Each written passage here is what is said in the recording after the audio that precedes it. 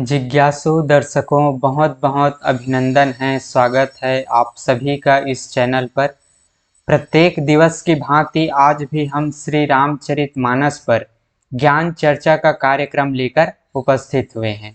और आज जो हमारी चर्चा का विषय है वह है कैकेयी ने मांगी अपनी वरदान। राजा दशरथ से कैकेयी ने मांगी अपनी वरदान और भगवान श्री राम को हुआ 14 वर्ष का वनवास।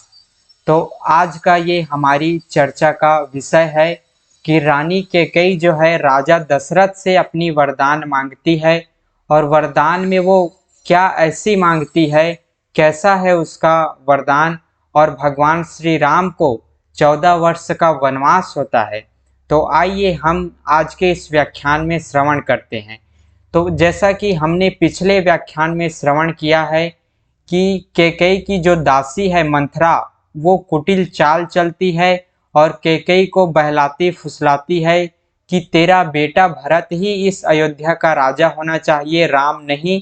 और तू जो है अपने भरत को राजा बनाने के लिए लग जा, अर्थात तेरा जो वरदान शेष है, राजा से जो तुम्हारा 2 वरदान शेष है, उस वरदान में यही मांग कि तेरा भरत राजा बने अयोध्या का और राम को 14 वर्ष का वनवास हो। ये वरदान तू मांग और जा कोप भवन में जा करके तुम जो है अपनी ऐसी वेश बना करके, कुरूप वेश बना करके वहाँ पड़ी रहा। फिर राजा जो है आएंगे और तुम्हें मनाने के लिए तरह तरह के उपाय करेंगे, फिर उसी में तुम अपना वरदान मांग लेना।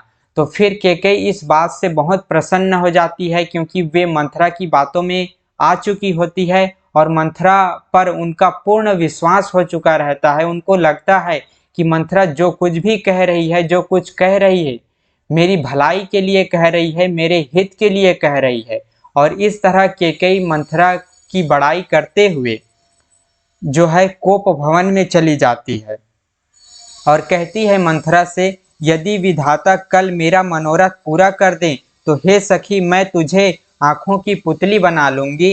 इस प्रकार दासी को बहुत तरह से आदर देकर कैकेयी कोप भवन में चली जाती है। रानी कैकेयी कोप भवन में चली जाती है और कैकेयी जो है अपनी दासी मंथरा की बड़ाई करते हुए ये कहती है कि यदि मेरा मनोरथ पूरा हो जाए, सच में जो तुम कह रही हो अगर ऐसा ही हो जाता है, राजा मेरे इस मांग को स्वीकार कर लेते हैं, मुझको वरदान में मेरे पुत्र भरत को राजा और श्री राम को 14 वर्ष का वनवास, ये बात राजा अगर स्वीकार कर लेते हैं तो हे दासी मैं तुम्हारी सारी मनोरथ को पूरा करूंगी। ऐसा कहकर रानी कैकेयी कोप भवन में चली जाती है, कुरूप वेश बना करके, अन्न जल का त्याग करके, अपनी बालों को बिखेर करके और जो है कुरूप अपना वस्त्र धारण करके जो है कोप भवन में चली जाती है। फिर जब राजा अपने राजपाट का काम समाप्त करके जब राजा आते हैं तो सबसे पहले वे रानी कैकेयी के कक्ष में जाते हैं, क्योंकि वे रानी कैकेयी से अत्यंत ही प्रेम करते थे। उनको रानी कैकेयी सभी रानियों में ज्यादा प्रिय था, तो वे रानी कैकेयी की सबसे पहली सुधि लेते थे और उन्हीं के कक्ष में जाया करते थे। तो जब राजा दशरथ रानी कैकेयी के कक्ष में गए तो वहां रानी कैकेयी नहीं थी। फिर राजा को पता चलता है कि रानी कोप भवन में चली गई है। संध्या के समय राजा दशरथ आनंद के साथ कैकेयी के महल में गए, मानो साक्षात स्नेह ही शरीर धारण कर निष्ठुरता के पास गया हो, क्योंकि राजा दशरथ साक्षात स्नेह के प्रतीक हैं और अपना स्नेह लेकर के, प्रेम लेकर के रानी कैकेयी के कक्ष में जाते हैं। कोप भवन सुनि सकचेउ राऊ, भय बस अगहुड़ परई न पाऊ। सुरपति बसई बाह बल जाके, नरपति सकल रही रुख ताके। लेकिन जैसे ही राजा कोप भवन का नाम सुनते हैं, राजा सहम गए, डर के मारे उनका पांव आगे नहीं पड़ता। स्वयं देवराज इंद्र जिनकी भुजाओं के बल पर बसता है और संपूर्ण राजा लोग जिनका रुख देखते रहते हैं, आज वो राजा डर जाते हैं। जैसे ही कोप भवन का नाम सुनते हैं, राजा के हृदय में बड़ा ही एक डर समा जाता है कि आखिर ये कोप भवन का शब्द क्यों आया, कोप भवन में गई क्यों कैकेयी, ऐसी क्या बात आ पड़ी, ऐसी क्या आपत्ति आ पड़ी, ऐसी क्या आफत आ पड़ी कि उनको कोप भवन में जाना पड़ा। इस तरह राजा कोप भवन का नाम सुनते ही अत्यंत भयभीत और व्याकुल हो जाते हैं। वही राजा दशरथ स्त्री का क्रोध सुनकर सुख गए। कामदेव का प्रताप और महिमा तो देखिए, जो त्रिशूल, वज्र और तलवार आदि की चोट अपने अंगों पर सहने वाले हैं। राजा दशरथ अपने अंगों पर सभी तरह के दुख दर्द को सहने वाले हैं, सभी तरह के अस्त्र शस्त्रों के प्रहार को सहने वाले हैं, लेकिन आज वो एक स्त्री का क्रोध देखकर स्त्री के क्रोध से इतना व्याकुल हो गए, इतना डर गए कि कोप भवन का नाम सुनते ही राजा का दिल जो है, राजा का हृदय मानो दुख से भर गया, करुण से भर गया। करुण से अर्थात दुख से उनका हृदय भर जाता है। राजा दशरथ अत्यंत भयभीत हो जाते हैं। वे रतिनाथ कामदेव के पुष्प बाण से मारे गए। राजा डरते डरते अपनी प्यारी कैकेयी के पास गए। फिर भी राजा डरते हुए कैकेयी के पास जाते हैं। उसकी दशा देखकर उन्हें बड़ा ही दुख हुआ। कैकेयी जमीन पर पड़ी है, पुराना मोटा कपड़ा पहने हुए हैं, शरीर के नाना आभूषणों को उतारकर फेंक दिया है। सभी आभूषणों को कैकेयी ने उतार करके फेंक दिया है। उस दुर्बुद्धि कैकेयी की यह कुवेशता कैसी फब रही है, मानो भावी विधवापन की सूचना दे रही हो। राजा उसके पास जाकर कोमल वाणी से बोले, हे प्राण प्रिय, किस लिए रिसाई हो, किस लिए रूठी हो? हे प्राण प्रिय, किस लिए तुम रूठी हो, उसका कारण बताओ। हे रानी, किस लिए रूठी हो? यह कहकर राजा उसे हाथ से स्पर्श करते हैं तो वह उनके हाथ को झटका दे करके हटा देती है और ऐसे देखती है मानो क्रोध में भरी हुई नागिन क्रूर दृष्टि से देख रही हो। ऐसी देखती है राजा दशरथ की ओर जैसे क्रोध में भरी हुई नागिन देख रही हो। इस तरह से कैकेयी क्रोध के मारे राजा दशरथ को देखती है और जैसे ही राजा उनको स्पर्श करते हैं उनके हाथ को झटके से वो हटा देती है। राजा बार बार कह रहे हैं, हे सुमुखी, हे सुलोचनी, हे कोकिल बयनी, मुझे अपने क्रोध का कारण तो सुना। आखिर तुम क्रोधित क्यों हो, तुम क्यों रूठी हुई हो? मुझे अपनी क्रोध का कारण तो बता, क्या बात है, सारी बातें मुझे बता तो सही। हे प्रिय, किसने तेरा अनिष्ट किया? यमराज किसको लेना चाहते हैं? कह, किस कंगाल को राजा कर दूं या किस राजा को देश से निकाल दूं? तेरा शत्रु देवता भी हो तो भी मैं उसे मार सकता हूँ। बेचारे कीड़े मकोड़े सरीखे नर नारी तो चीज ही क्या है, देवता भी अगर तेरा शत्रु हो तो उनसे भी मैं लड़ जाऊं तुम्हारे लिए, ऐसा राजा दशरथ कैकेयी को कहते हैं। हे सुंदरी, तू तो मेरा स्वभाव जानती ही है कि मेरा मन सदा तेरे मुख रूपी चंद्रमा का चकोर है। तू हंसकर अपनी मनचाही बात मांग ले, अपने मनोहर अंगों को आभूषणों से सजा। मौका बेमौका तो मन में विचार कर देख। हे प्रिय, जल्दी इस बुरे वेश को त्याग दे और सुंदर सज धज करके तैयार हो। इस बुरे वेश का त्याग कर दे, अपनी बात मुझे बता। हे प्रिय, मेरी प्रजा, कुटुंबी, संपत्ति, पुत्र, यहाँ तक कि मेरे प्राण भी, ये सब तेरे लिए हैं, ये सब तुम्हारे अधीन हैं। यदि मैं तुझसे कुछ कपट करके कहता हूँ तो हे भामिनी, मुझे 100 बार राम की सौगंध है। इस तरह से राजा दशरथ कहते हैं कि मेरा सारा संपत्ति, मेरे सारे जितने भी ऐश्वर्य हैं वे सब तुम्हारे ही तो हैं, मुझे राम की सौगंध है। इस तरह से राजा दशरथ कैकेयी से कहते हैं। अपने जी में कैकेयी को सुहृदय जानकर राजा दशरथ जी प्रेम से पुलकित होकर कोमल और सुंदर वाणी से फिर बोले, हे भामिनी, तेरा मन चीता हो गया। नगर में घर घर आनंद के बधावे बज रहे हैं। मैं कल ही राम को युवराज पद दे रहा हूँ, इसलिए हे सुनैनी, तू मंगल साज सज। मैं कल राम को युवराज पद दे रहा हूँ। नगर में तरह तरह की खुशियाँ हो रही है, आनंद के बधावे बज रहे हैं, आनंद के बाजे बजने लगे हैं और नगर के सभी लोग खुश हैं। सर्वत्र नगर में आनंद ही आनंद है। श्री राम के राज्य तिलक की तैयारी देख करके, राज्य अभिषेक की इस बात को सुन करके सभी लोग आनंद मग्न है। लेकिन तू इस तरह से कुवेश बना करके इस कोप भवन में पड़ी हो, आखिर ऐसा क्यों, क्या है, क्या बात क्या है? इस तरह से राजा दशरथ कारण पूछते हैं। यह सुनते ही उसका कठोर हृदय फटने लगा, मानो पका हुआ बाल तोड़ छू गया हो। ऐसी भारी पीड़ा को भी उसने हंसकर छिपा लिया, जैसे चोर की स्त्री प्रकट होकर नहीं रोती जिसमें उसका भेद न खुल जाए। राजा उसकी कपट चतुराई को नहीं समझ पा रहे हैं। राजा दशरथ केकई की उस चतुराई को, कपट को नहीं समझ पा रहे हैं। झूठ मूठ की उसकी बनाई हुई वो उदासी चेहरे, वो उनका कुवेश राजा नहीं समझ पा रहे हैं, क्योंकि वह करोड़ों कुटिलों की शिरोमणि गुरु मंथरा की पढ़ाई हुई है। क्योंकि केकई जो है मंथरा की पढ़ाई हुई है, मंथरा ने उनको सिखाया है। तो राजा दशरथ भी केकई के इस कुटिल चाल को नहीं समझ पा रहे हैं। यद्यपि राजा नीति में निपुण है, परंतु तिर्या चरित्र अथाह समुद्र है। फिर वह कपट युक्त प्रेम बढ़ाकर नेत्र और मुंह मोड़कर हंसती हुई बोली। रानी केकई जो है कपट से हंसती हुई बोली, हे प्रियतम, आप मांग मांग तो कहा करते हैं, पर देते लेते कुछ भी नहीं। आपने 2 वरदान देने को कहा था, उनके भी मिलने में संदेह है। आप मांग, वरदान मांग ये तो कहते हैं, लेकिन देते कुछ नहीं आप। इस तरीके से बस आप सिर्फ बातें ही करते हैं।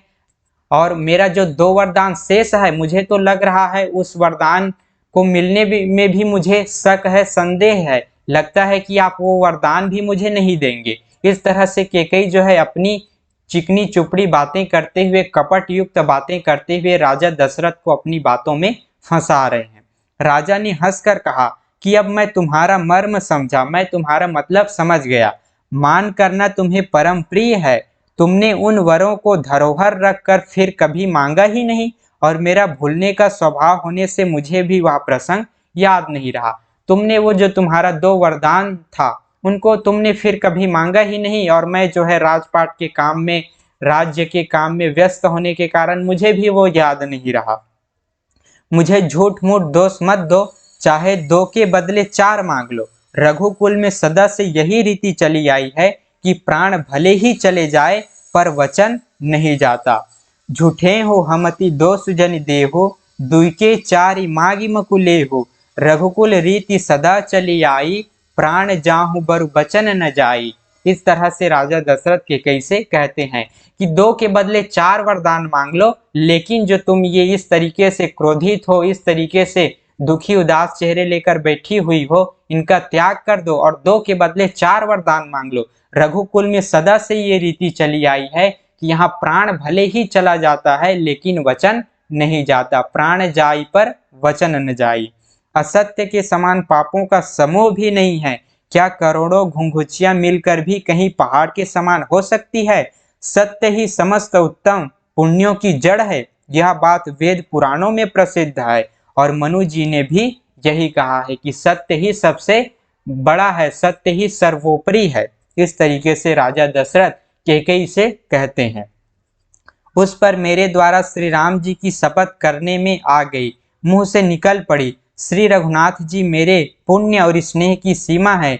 इस प्रकार बात पक्की करा के दुर्बुद्धि केकई हंसकर बोली, मानो उसने कुमत रूपी दुष्ट पक्षी को छोड़ने के लिए आंखों पर की टोपी खोल दी। इस तरीके से जब केकई को पूर्ण विश्वास हो गया कि राजा दशरथ मेरे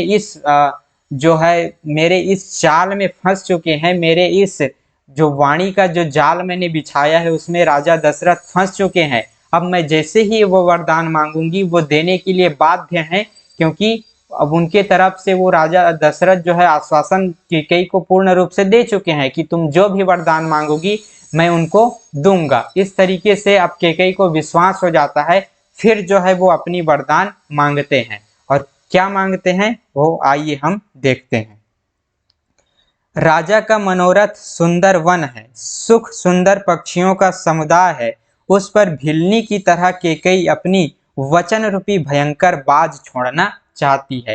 केकई जो है अपनी वचन रूपी उस भयंकर बाज को राजा के सामने छोड़ना चाहती है। ऐसी वरदान मांगती है जिससे राजा का हृदय छल्ली छल्ली हो जाता है। उनका जो हृदय पर करोड़ों बाण एक साथ लगते हैं, इस तरीके से राजा दशरथ को पीड़ा होती है। ऐसे ही वरदान केकई मांगने वाली है। सुनहु प्राण प्रिय भावत जी का, देहु एक बर भरत ही टीका, मांगौ दूसर बर कर जोरी, पूर्वहु नाथ मनोरथ मोरी। वह बोली, हे प्राण प्यारे सुनिए। केकई बोली, हे प्राण प्यारे, हे मेरे स्वामी सुनिए, मेरे मन को भाने वाला एक वर तो दीजिए, भरत को राज तिलक। ये मेरा पहला वरदान है, मेरी ये पहला वरदान है कि भरत को राज तिलक दीजिए। और हे नाथ, दूसरा वर भी मैं हाथ जोड़कर मांगती हूँ, मेरा मनोरथ पूरा कीजिए। तापस बेस विशेष उदासी, 14 बरिस राम बनवासी। सुनि मृदु बचन भूप ही सोकु, शशिकर छुअत विकल जिमि कोकु। और दूसरा वरदान मेरा ये है कि तपस्वियों के वेश में, मुनियों के वेश में उदासीन भाव से, राज्य और कुटुंब आदि की ओर से भली भांति उदासीन होकर विरक्त मुनियों की भांति राम 14 वर्ष तक वन में निवास करे। ये मेरा दूसरा वरदान है कि राम जो है मुनियों के वेश में, कुटुंब परिवारों से दूर रह करके, विरक्त होकर के, उदासीन भाव से वन में 14 वर्ष तक मुनियों के वेश में निवास करे, 14 वर्ष तक वो वन में रहे। ये मेरा दूसरा वरदान है। तो कैकेयी इस तरीके से 2 वरदान मांगती है। पहला वरदान उनका ये है कि मेरे पुत्र भरत युवराज हो, मेरे पुत्र भरत को राज्य गद्दी मिलना चाहिए, अयोध्या का राजा भरत बनना चाहिए। और मेरा दूसरा वरदान ये है कि राम जो है 14 वर्ष तक मुनियों के वेश में वन में निवास करे। इस तरीके से रानी कैकेयी अपनी 2 वरदान मांगती है। कैकेयी के कोमल वचन सुनकर राजा के हृदय में ऐसा शोक हुआ जैसे चंद्रमा की किरणों के स्पर्श से चकवा विकल हो जाता है। जैसे ही राजा दशरथ ने कैकेयी के ये तीक्ष्ण वचन सुने, ये हृदय को आहत कर देने वाले बाण के समान उनके चुभने वाले ये वचन जैसे ही राजा ने सुने, उनका हृदय शोक से भर गया। जिन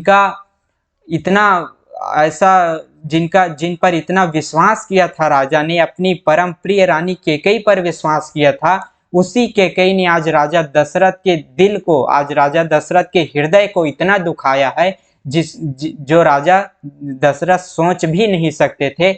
ऐसी वरदान कैकेयी ने मांगी है। राजा सहम गए, उसे कुछ कहते न बना। राजा के मुख से कुछ वचन नहीं निकल रहे हैं। वे आश्चर्य की भांति मूर्ति की तरह खड़े हुए हैं, मानो बाज वन में बटेर पर झपटा हो। राजा का रंग बिल्कुल उड़ गया, मानो ताड़ के पेड़ को बिजली ने मारा हो।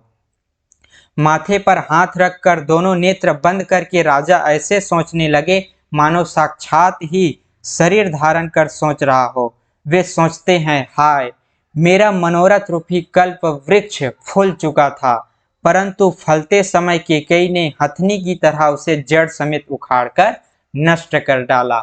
मेरा मनोरथ रूपी कल्प वृक्ष जो है फल चुका था, फूल चुका था, लेकिन कैकेयी रूपी हथनी ने उसके फल को तोड़ डाला और जड़ समेत उस वृक्ष को ही उखाड़ डाला। राजा दशरथ के उस कल्प वृक्ष, मनोरथ रूपी वृक्ष को कैकेयी ने उखाड़ डाला। कैकेयी ने अयोध्या को उजाड़ कर दिया, विपत्ति की सुदृढ़ नींव डाल दी। किस अवसर पर क्या हो गया? स्त्री का विश्वास करके मैं वैसे ही मारा गया जैसे योग की सिद्धि रूपी फल मिलने के समय योगी को अविद्या नष्ट कर देती है। जैसे एक योगी को अविद्या नष्ट कर देती है, सिद्धि मिलने के बाद ही यदि योगी उस सिद्धि में उलझ जाए, उस सिद्धि के चक्कर में यदि योगी, संत महात्मा, योगी जन यदि पड़ जाए तो अविद्या उसका नाश कर देती है। वैसे ही राजा दशरथ के इस राज्य का, राजा दशरथ के इस कल्प वृक्ष का जो है कैकेयी उनका नाश कर दी। कैकेयी रूपी हथनी ने राजा दशरथ के समस्त मनोरथ पर पानी फेर दिया। इस प्रकार राजा मन ही मन झींक रहे हैं। राजा का ऐसा बुरा हाल देखकर दुर्बुद्धि कैकेयी मन में बुरी तरह से क्रोधित हुई और बोली, क्या भरत आपके पुत्र नहीं है? कैकेयी अब बोल रही है। जैसे राजा दशरथ को दुख होता है तो कैकेयी फिर से अपनी वचन रूपी बाण चलाना प्रारंभ करती है और कहती है, क्या भरत आपके पुत्र नहीं है? क्या मुझे आप दाम देकर खरीद लाए हैं? क्या मैं आपकी विवाहिता पत्नी नहीं हूँ जो मेरा वचन सुनते ही आपको बाण सा लगा? तो आप सोच समझ कर बात क्यों नहीं कहते? उत्तर दीजिए, हाँ कीजिए, नहीं तो नहीं कर दीजिए।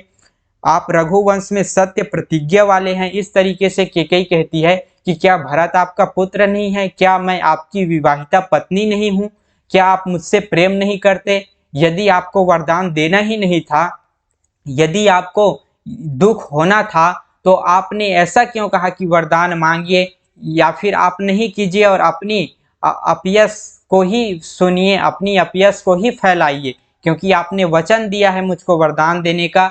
और यदि आप मुझको वरदान नहीं देंगे तो आपका अपयश होगा, आपका अपमान होगा, आपकी इस मान मर्यादा पर कुंठित होगा, आपका मान मर्यादा, अपमानित होंगे आप। और या फिर मुझको वरदान दीजिए, दो में से एक कीजिए। इस तरीके से कैकेयी राजा दशरथ से कहती है, आप ही ने वर देने को कहा था, आप भले ही न दीजिए, सत्य को छोड़ दीजिए और जगत में अपयश लीजिए। ठीक है, मत दीजिए मुझको वरदान, और अपनी अपयश, अपनी अपकीर्ति सारे जगत से सुनिए। आपकी अपकीर्ति होगी, आपका ही अपमान होगा, आपका ही अपयश होगा, यदि आप मुझको वरदान नहीं देंगे तो। या फिर आप मुझको वरदान दीजिए, सत्य की राह छोड़िए या फिर अपने वचनों का पालन कीजिए, जो आपने मुझे वचन दिया था उनका पालन कीजिए, मुझको दोनों वरदान दीजिए। सत्य की बड़ी सराहना करके वर देने को कहा था, समझा था कि यह चबेना ही मांग लेगी। तुमने समझा था कि मैं कुछ छोटे मोटे ही वरदान मांगने वाली हूँ, ये तुमने समझा था, लेकिन अब मेरे इस वरदान को सुनकर तुम्हारे होश क्यों उड़े जा रहे हैं। इस तरीके से कैकेयी जो है अपनी वचन रूपी तीक्ष्ण बाण से राजा को फटकार रही है और कह रही है कि या तो आप सत्य का राह छोड़ दो और जगत में अपना अपयश करवाओ, अथवा मुझे वो दो वरदान दो। इस तरीके से कैकेयी कहती है। राजा ने देखा कि यह बड़ी ही भयानक और कठोर है, क्या सत्य ही यह मेरा जीवन लेगी, क्या मेरा ये जीवन ही उजाड़ देगी। राजा अपनी छाती कड़ी करके बहुत ही नम्रता के साथ उसे प्रिय लगने वाली वाणी बोले। राजा दशरथ कैकेयी से कहते हैं, हे प्रिय, हे भीरु, विश्वास और प्रेम को नष्ट करके ऐसी बुरी तरह के वचन कैसे कह रही हो। मेरे तो भरत और रामचंद्र दो आंख हैं, अर्थात दोनों मेरे लिए एक समान है। यह मैं शंकर जी को साक्षी मान करके कहता हूँ। मैं अवश्य ही सवेरे दूत भेजूंगा, दोनों भाई भरत और शत्रुघ्न को उनके मामा के घर से लिवा करके लाऊंगा। अपने दूतों को मैं भेजूंगा, अच्छा दिन और शुभ मुहूर्त शोधवा कर सब तैयारी करके डंका बजा के मैं भरत को राज्य दे दूंगा। इसमें कोई मेरे लिए ये कोई बहुत बड़ी दुख की बात नहीं है कि मैं अपने दूत को भेजूंगा, उनको लिवा करके लाएंगे जो अपने मामा के घर गए हैं दोनों भाई, और मैं अच्छा मुहूर्त निकालवा करके शोधवा करके मैं भरत को राज्य दे दूंगा। इसमें मेरे लिए कोई ये बहुत दुख की बात नहीं है, क्योंकि मेरे लिए तो भरत और राम दोनों ही मेरे पुत्र एक समान है, दोनों को मैं एक समान ही स्नेह करता हूँ। इस तरीके से राजा कह रहे हैं। राम को राज्य का लोभ नहीं है, राम को इस राजपाट का लालच नहीं है, लोभ नहीं है, और भरत पर उनका बड़ा ही प्रेम है, वे भरत से बहुत प्रेम करते हैं।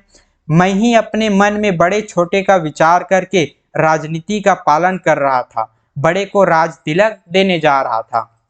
मैं ही अपने से यह फैसला किया था कि मैं राम को राज्य दूंगा, उनका राज तिलक करूंगा, लेकिन मेरे लिए तो दोनों पुत्र समान हैं, और भरत और राम की मध्य ऐसी प्रीति है जो हम इस वाणी के माध्यम से नहीं कह सकते। दोनों के मध्य इतना प्रेम है, राम भरत से प्रेम करते हैं, भरत राम से प्रेम करते हैं, और दोनों भाई एक दूसरे से अत्यंत ही प्रेम करते हैं, और मेरे लिए मेरे दोनों पुत्र समान हैं। राम की 100 बार सौगंध खाकर मैं स्वभाव से कहता हूँ कि राम की माता कौशल्या ने इस विषय में मुझसे कभी कुछ नहीं कहा। यदि तुमको कौशल्या पर शक है कि कौशल्या ने कहा हो कि मेरे पुत्र राम को राजा बनाओ, तो मैं राम की सौगंध खाकर कहता हूँ ऐसी बातें कौशल्या ने की ही नहीं। मैं अपने ही इच्छा से राम को राजा बनाने वाला था। तुम जो है कौशल्या पर यदि तुम्हारा शक है तो उस शक को त्याग दो। अवश्य ही मैंने तुमसे बिना पूछे ये सब किया, इसी से मेरा मनोरथ खाली रह गया। मैंने तुमसे बिना पूछे अपने ही मनमानी करने चला था, इसीलिए ये सब हुआ। लेकिन ये मत समझो कि ये बातें कौशल्या ने कही थी कि मेरे पुत्र राम को राजा बनाओ।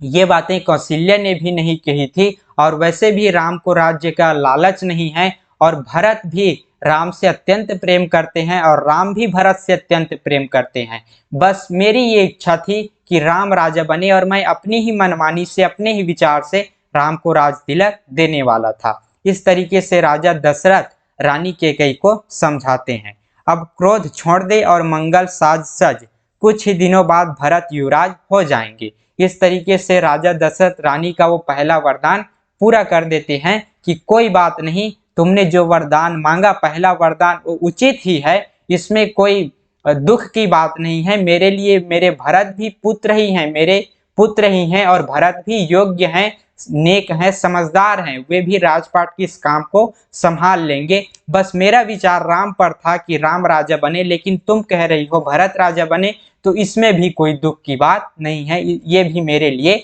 समान है। इस तरीके से राजा दशरथ कहते हैं। एक ही बात मुझे दुख लगा कि तूने दूसरा वरदान बड़ी अड़चन का मांगा। तुमने जो पहला वरदान मांगा वो वरदान तो ठीक है, उस वरदान को तो मैं पूरा कर दूंगा और वो मेरे लिए भी कोई विपत्ति की बात नहीं है, दुख की बात नहीं है, क्योंकि भरत राजा बने इसमें भी हम सभी का भलाई है। भरत भी योग्य है, समझदार है, ज्ञानी है, वे भी इस राजपाट के काम को भली प्रकार से संभाल सकते हैं। तो तुम्हारा जो पहला वरदान है वो तो उचित है, लेकिन तुमने जो दूसरा वरदान मांगा वो उचित नहीं है, वो अत्यंत ही तुमने सोच समझ करके वो वरदान नहीं मांगा, बड़ी अड़चन में डालने वाला है कि तुमने दूसरा वरदान जो मांगा है वो ठीक नहीं है। भरत राजा बने ये बात तो ठीक है, लेकिन तुम राम को 14 वर्ष का वनवास क्यों देना चाहती हो, उनको ये भयंकर घनघोर कष्ट क्यों देना चाहती हो। भरत राजा बनता है ये बहुत अच्छी बात है, ये पहला वरदान जो तुम्हारा है वो उचित है, लेकिन जो तुमने दूसरा वरदान मांगा कि राम 14 वर्ष के लिए वनवास जाए, ये उचित नहीं है। क्यों आखिर राम को 14 वर्ष का वनवास देना चाहती हो। इस तरीके से राजा दशरथ जो है रानी कैकेयी से कहते हैं कि तुम्हारा दूसरा वरदान उचित नहीं है। तुम स्वयं राम की सराहना करती हो, राम से अत्यंत प्रेम करती हो, राम की बड़ाई करती हो, फिर आखिर ऐसी क्या तुम्हारे मन में ऐसी क्या बात आ पड़ी कि तुम राम को 14 वर्ष के लिए वनवास भेजना चाहती हो। हे चतुर्प्रिय जी, में समझ देख, मेरा जीवन जो है श्री राम के अधीन है।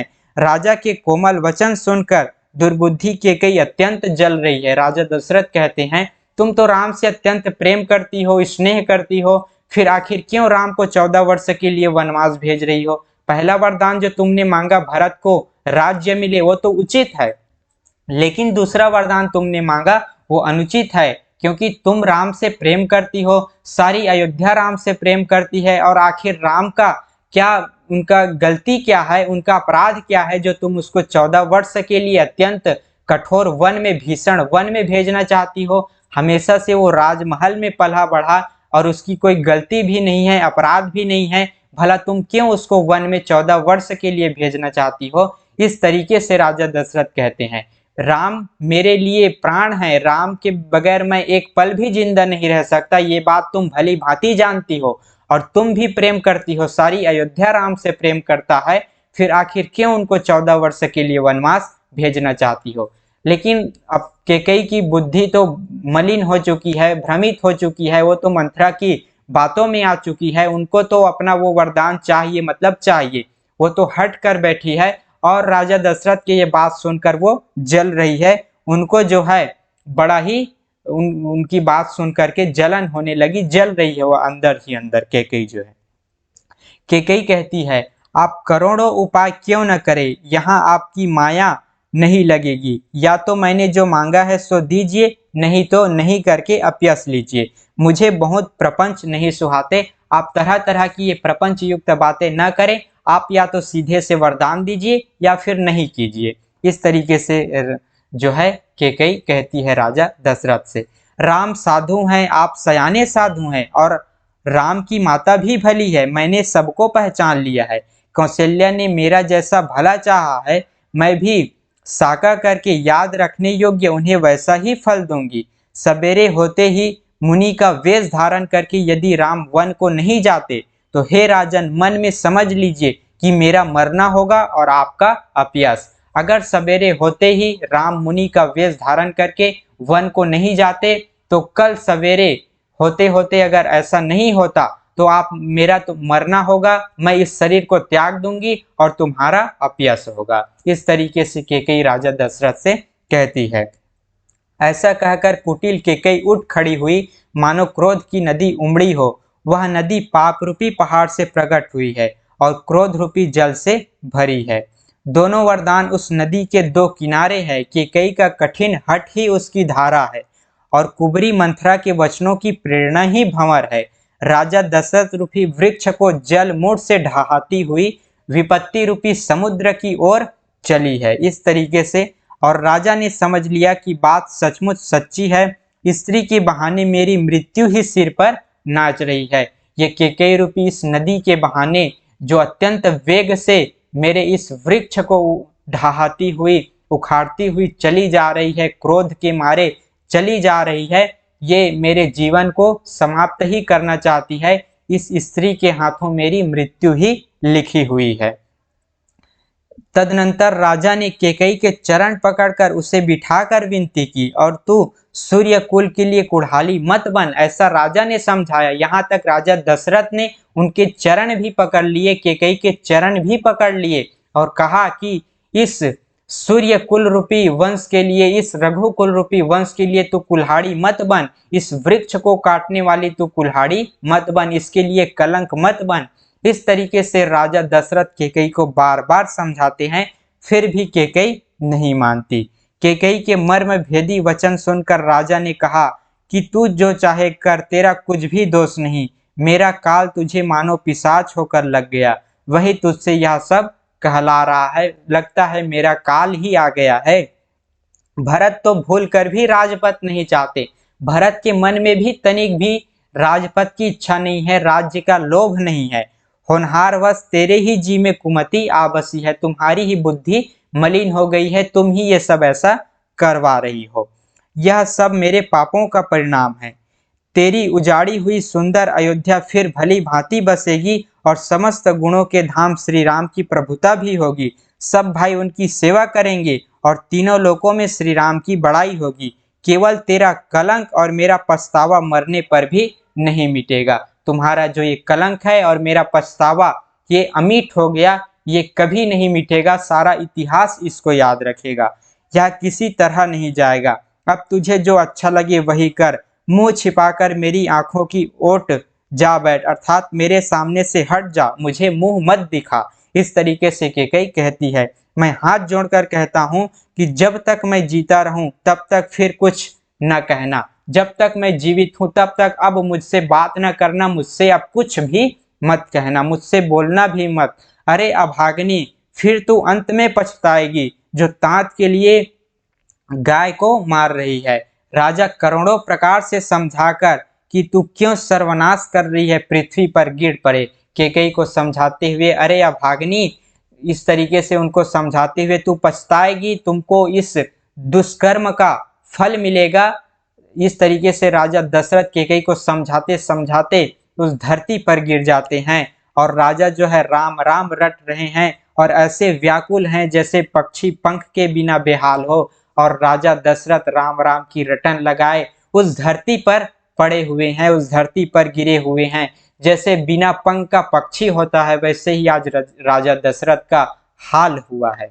वे अपने हृदय में मनाते हैं कि सवेरा ना हो और कोई जाकर श्री रामचंद्र जी से यह बात ना कहे, कोई भी श्री राम जी से ये बात ना कहे, सूर्य भी थम जाए, सवेरा भी ना हो, ताकि मेरे पुत्र, मेरे प्राण श्री राम को वन न जाना पड़े। इस तरीके से राजा दशरथ राम राम की रटन लगाए उस धरती पर पड़े हुए हैं।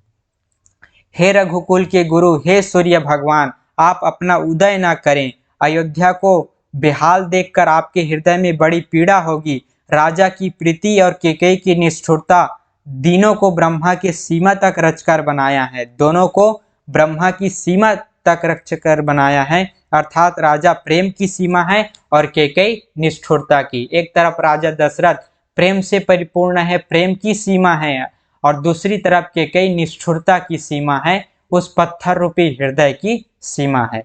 विलाप करते करते राजा को सवेरा हो गया। राजद्वार पर वीणा, बांसुरी और शंख की ध्वनि होने लगी। भाट लोग विरुदावली पढ़ रहे हैं और गवैये गुणों का गान कर रहे हैं। सुनने पर राजा को वे बाण जैसे लगते हैं। राजा को ये सब मंगल साज कैसे नहीं सुहा रहे हैं। जैसे पति के साथ सती होने वाली स्त्री को आभूषण। सर्वत्र जो है राजा के हृदय में करुण आ चुका है, अर्थात वे शोक से व्याप्त हैं। राजा को कुछ भी नहीं सुहा रहा है, न वो अन्न ग्रहण कर रहे हैं, न जल ग्रहण कर रहे हैं, सिर्फ राम राम की रटन लगाए उस धरती पर पड़े हुए हैं। इस तरीके से राजा दशरथ, और पूछने पर कोई जवाब नहीं देता। सारी अयोध्या सन्न हो गई है, सन्नाटा छा गया है सब तरह। राजा को रात भर नींद भी नहीं आई। उन्होंने राम राम रट कर सवेरा कर दिया, परंतु इसका भेद राजा कुछ भी नहीं बतलाते। राजा जो है कुछ भी भेद नहीं बतला रहे हैं। सुमंत्र सोच से व्याकुल हैं, और सुमंत्र सोच से व्याकुल हैं। रास्ते पर पैर नहीं पड़ता, सोचते हैं राम जी को बुलाकर राजा क्या कहेंगे, राम जी को बुलाकर राजा क्या कहेंगे। किसी तरह हृदय में धीरज धरकर वे द्वार पर गए। सब लोग उनको उदास देखकर पूछने लगे। सब लोगों का समाधान करके सुमंत्र वहां गए जहां सूर्य कुल के तिलक श्री रामचंद्र जी थे। प्रभु श्री राम को बुलाने के लिए, राजा दशरथ के पास ले जाने के लिए सुमंत्र, जो राजा के मंत्री हैं, राजा दशरथ के मंत्री हैं, वे प्रभु श्री राम को बुलाने के लिए जाते हैं। श्री रामचंद्र जी ने सुमंत्र को आते देखा और पिता के समान समझकर उनका आदर किया। इस तरीके से सुमंत्र प्रभु श्री रामचंद्र जी के पास जाते हैं। रघुवंशमणि श्री रामचंद्र जी ने जाकर देखा कि राजा अत्यंत ही बुरी हालत में पड़े हैं, मानो सिंह को देखकर कोई बूढ़ा गजराज सहम कर गिर पड़ा हो। जैसे ही राजा जाते हैं, प्रभु श्री रामचंद्र जी जाते हैं राजा दशरथ के पास, देखते हैं राजा दशरथ जो है जमीन पर पड़े हुए हैं, जैसे सिंह के डर से एक हाथी जो है सहम जाता है, वैसे ही राजा दशरथ जमीन पर पड़े हुए हैं। श्री राम चंद्र जी का स्वभाव कोमल और करुणामय है। उन्होंने पहली बार यह दुख देखा। हे माता, और जो है माता कैकेयी से कहती है, हे माता, मुझे पिताजी के दुख का कारण कहो, ताकि जिससे उनका निवारण हो, दुख दूर हो, वह यत्न किया जाए। मुझे पिताजी के ये इस व्यथा का, इस दुख का कारण बताओ। इस तरीके से रानी कैकेयी को कहती है। कैकेयी ने कहा, हे राम, सुनो, सारा कारण यही है कि राजा का तुम पर बहुत स्नेह है। सारी समस्या का जड़ यही है कि राजा तुमसे बहुत ही स्नेह करते हैं, प्रेम करते हैं। इन्होंने मुझे 2 वरदान देने को कहा था। मुझे जो कुछ अच्छा लगा वही मैंने मांगा। उसे सुनकर राजा के हृदय में सोच हो गया, क्योंकि ये तुम्हारा संकोच नहीं छोड़ सकते। मुझे तो इसने 2 वरदान दिया था, वो वरदान मैंने मांग लिया, और इसी कारण से ये सारी दुख आ पड़ी है। तुमसे अत्यंत प्रेम करते हैं। इधर तो पुत्र का स्नेह है, और दूसरी तरफ उनकी प्रतिज्ञा। राजा इसी धर्म संकट में पड़ गए हैं। यदि तुम कर सकते हो तो राजा की आज्ञा शिरोधार्य करो और इसके कठिन क्लेश को मिटाओ। अब तुम ही कुछ कर सकते हो राम, इस राजा की इस क्लेश को मिटाओ। अब सारी जो जिम्मेदारी है वो अब तुम पर है। एक तरफ राजा का तुम पर स्नेह है, और दूसरी तरफ राजा द्वारा दिया गया वो वरदान है, राजा की वो प्रतिज्ञा है, उनके वो वचन है। कैकेयी बेधड़क बैठी ऐसी कड़वी वाणी कह रही है, जिसे सुनकर स्वयं कठोरता भी अत्यंत व्याकुल हो उठी। जीभ धनुष है, वचन बहुत से तीर हैं, मानो राजा ही कोमल निशाने के समान है। इस सारे साज समाज के साथ मानो स्वयं कठोरपन श्रेष्ठ वीर का शरीर धारण करके धनुष विद्या सीख रहा है। सूर्य कुल के सूर्य, स्वाभाविक ही आनंद निधान श्री रामचंद्र जी मन में मुस्कुराकर सब दूषणों से रहित ऐसे कोमल और सुंदर वचन बोले, जो मानव वाणी के भूषण ही थे। प्रभु श्री रामचंद्र जी इस पल में, इस व्यथा की इस घड़ी में ऐसे वचन बोलते हैं, और किस तरीके से प्रभु श्री रामचंद्र जी अपने पिताजी के उस वचन का पालन करने के लिए दुख सहते हैं। पिताजी को के सिर को नीचा कभी नहीं करना चाहते। सूर्य इस रघुकुल के तिलक के समान है, भगवान श्री रामचंद्र जी इस रघुकुल के दीपक के समान है। और प्रभु श्री रामचंद्र जी दर्शकों ऐसी वाणी बोलते हैं कि जो है, हे माता सुनो, वही पुत्र बड़भागी है जो माता पिता के वचनों का पालन करने वाला है। आज्ञा पालन के द्वारा माता पिता को संतुष्ट करने वाला पुत्र, हे जननी, सारे संसार में दुर्लभ है। उस संतान के लिए, उस पुत्र के लिए तो ये बहुत ही सौभाग्य की बात है कि उनको माता पिता के वचनों का पालन करने का वो अवसर मिला। और ऐसा पुत्र दुर्लभ है जिनको माता पिता के वचनों का पालन करने का अवसर मिलता हो। आज तो मैं धन्य हो गया हूँ, आज तो मेरा ये सौभाग्य ऐसा हो गया है जिससे मैं धन्य हो गया कि आप दोनों के, मेरे आप माता और पिता दोनों के इन वचनों को पालन करने का, इस आज्ञा को पालन करने का ये सुंदर अवसर मुझे हुआ। हे माता सुनो, वन में विशेष रूप से मुनियों का मिलाप होगा जिससे मेरा सभी प्रकार से कल्याण ही है। यदि मैं वन जाता हूँ तो वन में ऋषि मुनियों से मेरा मिलन होगा जिसमें मेरा कल्याण ही होगा। उसमें भी फिर पिताजी की आज्ञा और हे जननी तुम्हारी सम्मति है। ये मेरे पिताजी की आज्ञा है, मेरे पिताजी का ये वचन है और तुम्हारी सम्मति है, तुम्हारी भी ये इच्छा है। तो मेरे लिए तो ये बहुत बड़े गर्व की बात है, बहुत बड़े सौभाग्य की बात है कि मैं वन को जाऊं, अपने पिता के इस वचन को पालन करने के लिए मैं वन को चला जाऊं, आपकी इस इच्छा को पूर्ण करने के लिए मैं वन को चला जाऊं। ये मेरे लिए तो बहुत सौभाग्य की बात है। वहां वन में जाकर के ऋषि मुनियों से मेरा मिलाप होगा, तरह तरह के साधु संतों से मैं मिलूंगा और आप दोनों की भी ऐसी सम्मति है। एक तरफ मेरे पिताजी की आज्ञा और वचन है और दूसरी तरफ आपकी ये इच्छा है, आपकी ये सम्मति है, तो मेरे लिए तो ये बहुत बड़े सौभाग्य की बात है। ऐसा प्रभु श्री रामचंद्र जी कहते हैं। जो कल्प वृक्ष को छोड़कर रेण की सेवा करते हैं और अमृत त्याग कर विष मांग लेते हैं, हे माता तुम मन में विचार कर देखो, वे भी ऐसा मौका पाकर भी कभी नहीं चुकेंगे। हे माता मुझे एक ही दुख विशेष रूप से हो रहा है, वह महाराज को अत्यंत व्याकुल देखकर। इस थोड़ी सी बात के लिए पिताजी को इतना भारी दुख हो। हे माता मुझे इस बात पर विश्वास नहीं आता। मुझे एक ही बात का दुख हो रहा है कि मेरे पिताजी दुखी हैं। इस छोटी सी बात को लेकर मेरे पिताजी इतने दुखी क्यों हैं? वे तो चक्रवर्ती सम्राट हैं, राजा हैं, अपनी वचन को निभाने के लिए वो तो मुझको ऐसी आज्ञा दे सकते हैं, तो इस तरीके से वे दुख क्यों मना रहे हैं? वे मुझे बुला करके मुझे ये आज्ञा देते, मैं तुरंत ही वन गमन कर जाता, मैं तुरंत ही वन चला जाता उनकी आज्ञा का पालन करने के लिए। भला पिताजी इस तरीके से चक्रवर्ती राजा होते हुए भी, महान राजा होते हुए भी इस तरीके से उदास और दुखी हैं, ये मुझे दुख हुआ। इस तरीके से प्रभु श्री रामचंद्र जी कहते हैं। क्योंकि महाराज तो बड़े वीर हैं, गुणों के समुद्र हैं, अवश्य ही मुझसे कोई बड़ा अपराध हो गया जिसके कारण महाराज मुझसे कुछ नहीं कहते। तुम्हें मेरी सौगंध, हे माता तुम सच सच कहो। रघुकुल में श्रेष्ठ श्री रामचंद्र जी के स्वभाव से ही सीधे वचनों की दुर्बुद्धि के कई टेढ़ा ही करके जान रही है। जैसे यद्यपि जल समान ही होता है परंतु जोंक उसमें टेढ़ी चाल से ही चलता है। के कई बुरे मुख में ये शुभ वचन कैसे लगते हैं, जैसे मगध देश में गया आदि तीर्थ।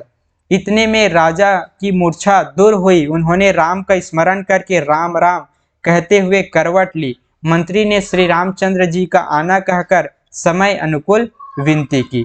जब राजा ने सुना कि श्री रामचंद्र पधारे हैं तो उन्होंने धीरज धर के नेत्र खोले। मंत्री ने संभाल कर राजा को बैठाया। राजा ने श्री रामचंद्र जी को अपने चरणों में प्रणाम करते हुए देखा। जगत में चाहे अपयश हो और चाहे सुयश नष्ट हो जाए, मैं नरक में गिरूं अथवा स्वर्ग चला जाए और भी सब प्रकार के दुख सुख सह लूं, पर श्री रामचंद्र जी मेरी आंखों की ओट ना हो। इस तरीके से राजा अब भी यही चाहते हैं कि प्रभु श्री रामचंद्र जी वन को न जाए। देश काल अवसर के अनुकूल विचार कर विनीत वचन कहे, हे तात मैं कुछ कहता हूँ या ढिठाई करता हूँ, इस अनुचित्य को मेरी बाल्यावस्था समझ करके क्षमा कीजिए। प्रभु श्री रामचंद्र जी कहते हैं, हे पिताजी इस मंगल के समय स्नेहवश होकर सोच करना छोड़ दीजिए और हृदय में प्रसन्न होकर मुझे आज्ञा दीजिए। यह कहते हुए श्री रामचंद्र जी पुलकित हो गए कि हे पिताजी, हे पिताश्री, आप जो है इस समय दुख के इस व्यथा को छोड़ दीजिए और मुझे आज्ञा दीजिए, मैं तुरंत ही वन चला जाऊंगा, मैं आपके वचनों का पालन करने के लिए वन जाऊंगा। लेकिन राजा दशरथ की अभी भी ये इच्छा नहीं है कि प्रभु श्री रामचंद्र जी वन को जाए। राजा दशरथ ये नहीं चाहते। लेकिन यहाँ पर प्रभु श्री रामचंद्र जी की वो सर्वश्रेष्ठता सिद्ध होती है कि प्रभु श्री रामचंद्र जी अपने पिता के वचनों को पालन करने के लिए, अपने पिता के सिर को सदैव ऊंचा रखने के लिए गर्व के साथ वन जाना स्वीकार करते हैं, मुनि का वेश धारण करके वन जाना स्वीकार करते हैं। और राजा दशरथ नहीं चाहते, फिर भी प्रभु श्री रामचंद्र जी अपनी माता कैकेयी की इच्छा का पालन करने के लिए, अपने पिता के वचनों का पालन करने के लिए मर्यादा पुरुषोत्तम प्रभु श्री रामचंद्र जी वन जाना स्वीकार करते हैं, वन गमन करना स्वीकार करते हैं। और जब प्रभु श्री रामचंद्र जी वन जाना स्वीकार करते हैं तो उनके साथ लक्ष्मण जी और माता सीता जी भी वन जाने के लिए तैयार हो जाती है। कहती है कि जहाँ श्री रामचंद्र जी हैं, लक्ष्मण जी कहते हैं कि जहाँ मेरे बड़े भैया मेरे प्रभु श्री रामचंद्र जी हैं वहीं मैं रहूँगा, वही मेरे लिए स्वर्ग है, वही मेरे लिए परिवार है। इस तरीके से लक्ष्मण जी कहती हैं और माता सीता कहती हैं कि जहाँ मेरे स्वामी हैं, जहाँ मेरे पतिदेव हैं, वही मेरा निवास स्थान है, वही मैं उनके चरणों की अनुरागी हूँ, उनके चरणों की सेवा करने के लिए मैं वहीं रहूंगी। इस तरीके से लक्ष्मण जी और माता सीता जी भी वन जाने के लिए, प्रभु श्री रामचंद्र जी के साथ वन जाने के लिए तैयार हो जाती हैं, राजी हो जाती हैं। प्रभु श्री रामचंद्र जी उनको बार बार समझाते हैं, राजा दशरथ बार बार समझाते हैं कि राजा दशरथ तो ये भी नहीं चाहते कि प्रभु श्री रामचंद्र जी वन को जाए। लेकिन जब राजा दशरथ ये सुनते हैं कि लक्ष्मण जी जाने के लिए तैयार हो गए और साथ में मेरी बहू सीता जी भी जाने के लिए तैयार हो गई, तो राजा दशरथ को और अत्यंत दुख होता है कि एक के साथ ये दो लोग और क्यों दुख झेल रहे हैं। राजा दशरथ बार बार समझाते हैं, सारे अयोध्यावासी बार बार समझाते हैं कि वन न जाओ।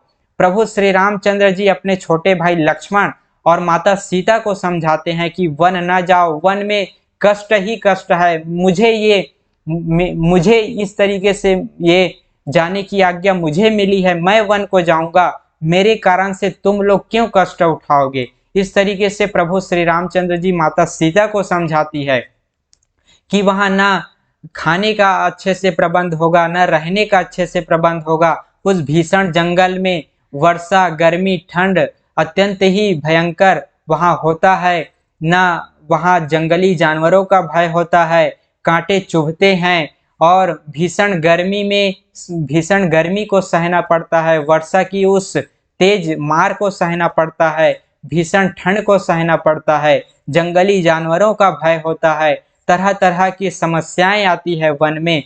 आप लोग वन मेरे साथ मत जाओ। प्रभु श्री रामचंद्र जी लक्ष्मण जी को भी समझाते हैं और माता सीता को भी समझाते हैं, लेकिन वे दोनों नहीं मानते, प्रभु श्री रामचंद्र जी के साथ जाने के लिए तैयार हो जाते हैं। यही तो लक्ष्मण जी की और माता सीता जी की प्रभु श्री रामचंद्र जी के प्रति भक्ति है, भक्ति भावना है, जो वो इस विपत्ति में भी प्रभु श्री रामचंद्र जी का साथ नहीं छोड़ते। भला ही दुख हो, भला ही कष्ट हो, लेकिन सच्चे अर्थों में अगर रिश्ते निभाते हैं तो वो लक्ष्मण जी और माता सीता जी जो हैं निभाती हैं।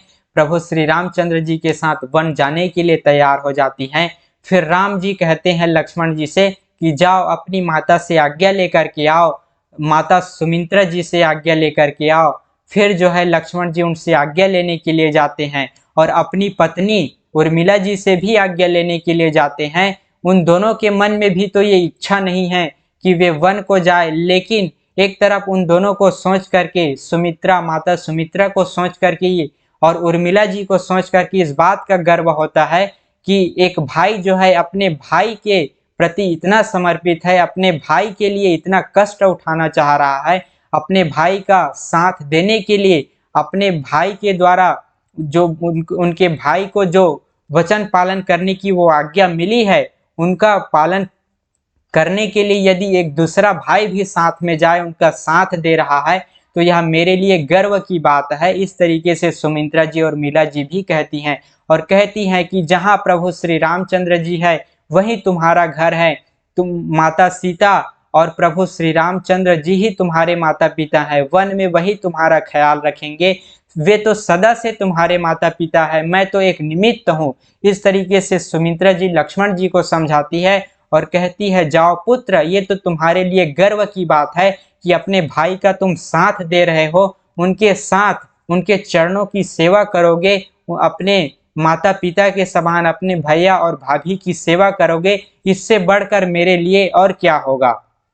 इस तरीके से माता सुमित्रा जी लक्ष्मण जी को वन जाने के लिए आज्ञा दे देती है। तो इस तरीके से माता सीता जी और लक्ष्मण जी वन जाने के लिए तैयार होते हैं और प्रभु श्री रामचंद्र जी, लक्ष्मण जी और माता सीता अपने माता पिता से राजा दशरथ की चरणों की वंदना करके, उनके चरणों में शीश नवाकर, माता कौशल्या के चरणों में शीश नवाकर, उनका आशीर्वाद लेकर, कैकेयी जी के चरणों में सिर नवा करके अपनी उस माता के समान ही देखते हैं प्रभु श्री रामचंद्र जी कैकेयी को, और उनके भी चरणों में सिर नवा करके, समस्त गुरुओं के चरणों में सिर नवा करके, अयोध्या वासियों के उस को प्रणाम करके प्रभु श्री रामचंद्र जी वन गमन करते हैं, वन को जाते हैं। 14 वर्ष के वनवास के लिए प्रभु श्री रामचंद्र जी निकलते हैं। सारी अयोध्या अत्यंत ही व्याकुल है, सबके मन में इच्छा है कि अब भी ना जाए। राजा दशरथ के मन में इच्छा है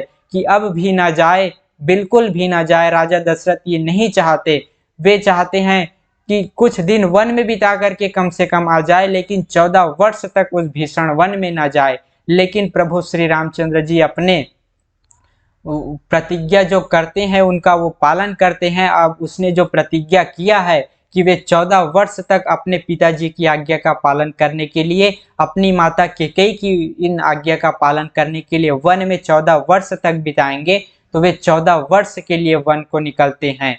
तो इस तरीके से दर्शकों हमने देखा कि किस तरीके से प्रभु श्री रामचंद्र जी अपने पिताजी की आज्ञा का पालन करने के लिए, अपनी माता की आज्ञा का पालन करने के लिए, प्रभु श्री रामचंद्र जी वो मर्यादा पुरुषोत्तम हैं जो वन को निकलते हैं, 14 वर्ष तक उस कष्ट को सहन करने के लिए राजी हो जाते हैं। साथ में लक्ष्मण जी और माता सीता जी भी प्रभु श्री रामचंद्र जी के साथ वन गमन करने के लिए राजी होती हैं और वन गमन करती हैं। तीनों जो हैं वन के लिए प्रस्थान करते हैं, वन को जाते हैं। उनको कुछ दूर तक जो राजा दशरथ के मंत्री हैं सुमंत्र जी, उनको कुछ दूर तक वो जो है रथ में छोड़ने के लिए जाते हैं। फिर प्रभु श्री रामचंद्र जी वन को गमन करते हैं। सारी अयोध्या वासी कुछ दूर तक उनके पीछे पीछे चलती है। सबके मन में इच्छा है कि श्री रामचंद्र जी वन ना जाए, वे वापस लौट जाए। और अयोध्या वासी चाहते हैं कि यदि वे नहीं लौटते तो हम भी उनके साथ वन को जाएंगे। लेकिन प्रभु श्री रामचंद्र जी अपने कारण किसी और को कष्ट नहीं देना चाहते। वे जो है अयोध्या वासी उनके साथ जाने के लिए हट पकड़ लेती हैं। लेकिन प्रभु श्री रामचंद्र जी एक रात जो है उस सरयू नदी के किनारे बिताते हैं। जहाँ पर रात होती है तो सभी लोग सो जाते हैं और उस सोते हुए उन सबको छोड़ करके प्रभु श्री रामचंद्र जी जो है नदी पार करके, सरयू नदी को पार करके वन को गमन करते हैं। सारे अयोध्या वासी व्याकुल हैं, अत्यंत ही व्याकुल हैं कि श्री रामचंद्र जी वन को ना जाए। सब विधाता को कोस रहे हैं, दोष दे रहे हैं कि हे विधाता ये क्या हो गया। और इस तरीके से प्रभु श्री रामचंद्र जी, लक्ष्मण जी और माता सीता जी तीनों जो है वन को चली जाती हैं। प्रभु श्री रामचंद्र जी अपने पिता के वचनों का पालन करने के लिए मर्यादा पुरुषोत्तम श्री रामचंद्र जी वन को चले जाते हैं। यहाँ पर प्रभु श्री रामचंद्र जी की इस जीवन चरित्र से, उनके इस लीला से हमको बहुत कुछ सीखने को मिलता है, समझने को मिलता है। एक मर्यादा पुरुषोत्तम की भांति प्रभु श्री रामचंद्र जी ने अपना जीवन जिया। तो इस तरीके से दर्शकों आज हमने ये व्याख्यान श्रवण किया। इस व्याख्यान में सभी प्रकार के रस थे, कुछ करुण रस, कुछ वीर रस, कुछ वात्सल्य रस, इस तरीके से सब तरह से लिपटा हुआ, सब तरीके से परिपूर्ण यह आज का व्याख्यान रहा। आशा करता हूँ आप सभी को आनंद आया होगा। आप सभी प्रभु श्री रामचंद्र जी के इस दिव्य लीला का आनंद लिए होंगे। उनके चरणों में आप सभी ने ध्यान लगाया होगा। प्रभु श्री रामचंद्र जी के प्रति आप सभी ने भक्ति की होगी। तो आज के इस व्याख्यान को, आज के इस चर्चा के इस कार्यक्रम को हम यहीं पर विराम देते हैं। पुनः मिलेंगे। अब प्रभु श्री रामचंद्र जी वन को निकल चुके हैं। अब आगे रास्ते में क्या होता है किन किन से उनका मिलना होता है, किस किस तरीके से प्रभु श्री रामचंद्र जी मार्ग में आगे बढ़ते हैं, वे हम अगले की व्याख्यान में श्रवण करेंगे। आज का ये व्याख्यान थोड़ा सा लंबा जरूर हो गया, लेकिन प्रभु श्री रामचंद्र जी के ये वनवास, जिसमें प्रभु श्री रामचंद्र जी का वनवास हो, जिसमें प्रभु श्री रामचंद्र जी की मर्यादा पुरुषोत्तम की भावना सिद्ध होती हो, जिसमें प्रभु श्री रामचंद्र जी मर्यादा का पालन करते हो, राजा दशरथ के वचनों का पालन करते हो, तो ये व्याख्यान अवश्य ही लंबा हो जाएगा। इसमें कोई संदेह की बात नहीं है, इसमें कोई आश्चर्य की बात नहीं है। तो हम सभी आप इस व्याख्यान को अब यहीं पर विराम देते हैं। पुनः मिलेंगे अगले दिन आगे की चर्चा का कार्यक्रम लेकर। बहुत बहुत आभार आप सभी का। ओम तत्सत।